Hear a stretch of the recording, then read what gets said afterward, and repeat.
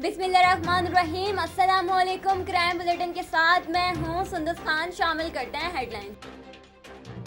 کراچی میں عمارت مکینوں پر آفت بن کر ٹوٹ پڑی۔ کورنگی اللہ والا ٹول میں رہائشی عمارت دھس گئی، ملبے سے ایک لاش نکال لی گئی، بچی سمیت 7 افراد زخمی، اسپتال منتقل کر دیا گیا۔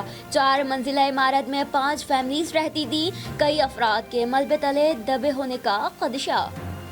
خیرپور میں سیلاب متاثرین کی کشتی دریائے سندھ میں الٹنے سے 5 افراد ڈوب گئے، 18 کو بچا لیا گیا، 2 بچوں کی لاش مل گئی، مزید 5 کی تلاش جاری۔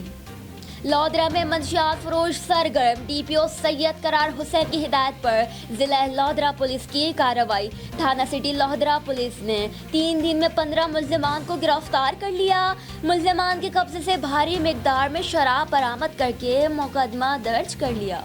2 معصوم بچوں کے سامنے ماں کے ساتھ اجتماعی زیادتی۔ لاہور سیالکوٹ موٹر وے پر قیامت گزر گئی۔ خاتون لاہور سے گجرانوالہ جا رہی تھی، گجرپورہ کے پاس پیٹرول ختم ہوا، گاڑی بند ہوئی، درندوں نے آ گھیرا، بچوں اور ماں کو گاڑی میں سے نکال کر جنگل میں لے گئے، ماں کو زیادتی کا نشانہ بنایا، رقم بھی لوٹی اور فرار ہو گئے۔ پولیس کی 20 سے زائد ٹیمیں تفتیش میں مصروف، 12 افراد زیر حراست۔